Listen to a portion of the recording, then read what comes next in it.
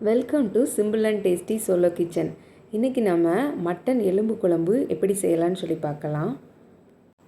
1/2 hour time இருந்தால் போதும். ரொம்ப சிம்பிளான இன்க்ரீடியன்ட்ஸோட ரொம்ப டேஸ்டியாக டக்குன்னு செஞ்சிடலாம். நான் இன்றைக்கி ஒருத்தருக்குன்னு செய்கிறதுனால 1/4 கிலோ மட்டன் எலும்பு மட்டும் எடுத்துருக்கிறேன். அதை நல்லா வாஷ் பண்ணி மஞ்சள் போட்டு க்ளீன் பண்ணி எடுத்துக்கிடலாம். ஃபஸ்ட்டு மட்டன் எலும்பு மட்டும் செப்பரேட்டாக குக்கரில் வச்சு எடுத்துக்கிடலாம். வாஷ் பண்ணி எடுத்த மட்டன் எலும்பை குக்கரில் ஆட் பண்ணிவிட்டு கொஞ்சம் முங்குற அளவு தண்ணி ஊற்றிட்டு தேவையான சால்ட்டு மஞ்சள் ரெண்டும் சேர்த்துட்டு குக்கரில் 5 விசில் வச்சு எடுத்துக்கிடலாம்.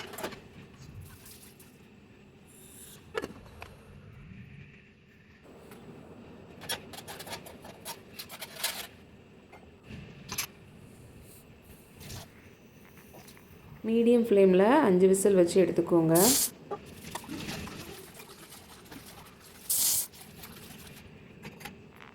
இப்போது ப்ரெஷர் ரிலீஸ் ஆன பிறகு வெயிட் எடுத்துகிட்டு லிட்டை ஓப்பன் பண்ணிக்கிடலாம்.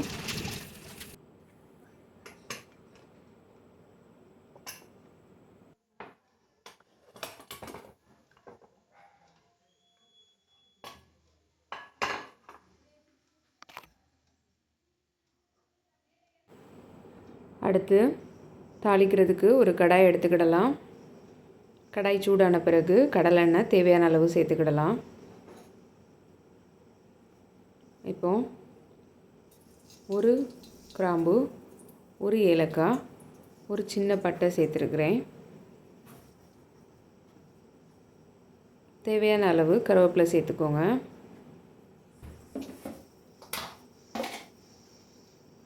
அப்புறம் 1/4 கிலோ மட்டனுக்கு ஒரு சின்ன மீடியம் சைஸ் பெரிய வெங்காயம் கட் பண்ணி எடுத்துக்கலாம். அதையும் இதோட ஆட் பண்ணி பச்சை ஸ்மெல் போகிற அளவுக்கு நல்லா ஃப்ரை பண்ணிக்கிடலாம்.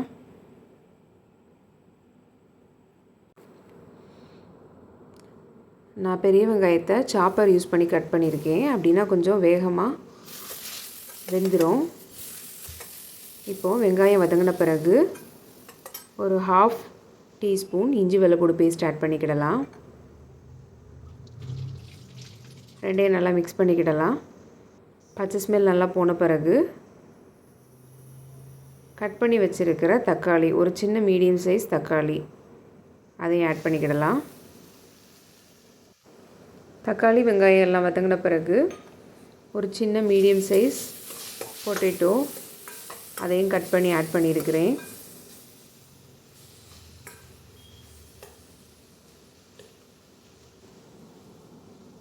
எல்லாத்தையும் நல்லா மிக்ஸ் பண்ண பிறகு தேவையான மசாலாத்தூள் ஆட் பண்ணிக்கிடலாம். நான் இன்றைக்கி மல்லித்தூள், வத்தத்தூள், அப்புறம் மட்டன் மசாலா 3 தான் ஆட் பண்ணியிருக்கிறேன். மல்லித்தூள் 1 டீஸ்பூன் எடுத்துக்கிடலாம். வத்தல் தேவையான அளவு காரத்துக்கு ஏற்ப எடுத்துக்கோங்க. மட்டன் மசாலா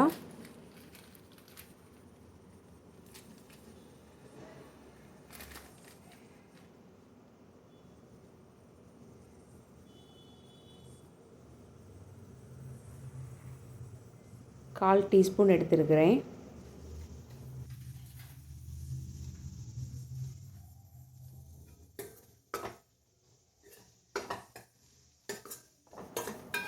மசாலா எல்லாத்தையும் நல்லா மிக்ஸ் பண்ணிக்கிடலாம்.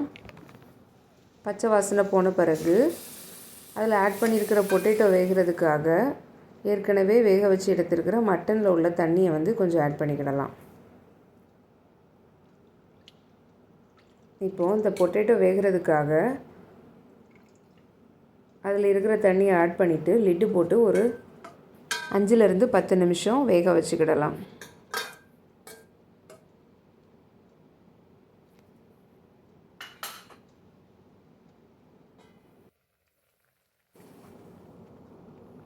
இப்போது பொட்டேட்டோ நல்லா வெந்துருச்சு.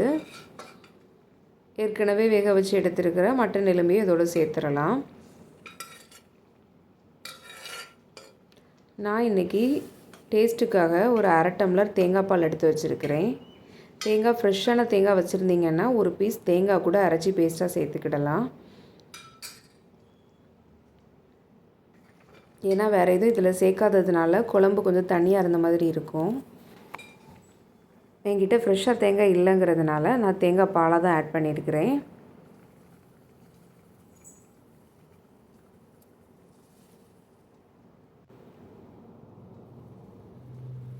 தேங்காய் பால் ஆட் பண்ண பிறகு நல்லா மிக்ஸ் பண்ணிவிட்டு ஒரு 2 நிமிஷம் மீடியம் ஃப்ளேமில் வச்சுட்டு ஆஃப் பண்ணிடலாம்.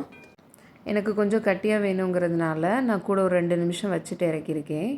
உப்பு டேஸ்ட்டு பார்த்துக்கோங்க, தேவைப்பட்டு ஆட் பண்ணிக்கிடலாம். ஃபைனலாக கொத்தமல்லி தூவி இறக்கிட்டு பாத்திரத்துக்கு மாற்றிடலாம். இந்த மட்டன் எலும்பு குழம்பு சாப்பாடுக்கு, தோசைக்கு, சப்பாத்திக்கு எல்லாத்துக்கும் ரொம்ப டேஸ்ட்டாக இருக்கும். இதுவரைக்கும் மட்டன் எலும்பு குழம்பு ட்ரை பண்ணி பார்க்காதவங்க கண்டிப்பாக ட்ரை பண்ணி பாருங்கள். இதே மாதிரி சிம்பிளாகவும் டேஸ்டியாகவும் நிறைய சோலோ கிச்சன் ரெசிபிஸ் பார்க்குறதுக்கு என்னுடைய simple and tasty solo kitchen சேனலை சப்ஸ்கிரைப் பண்ணுங்கள்.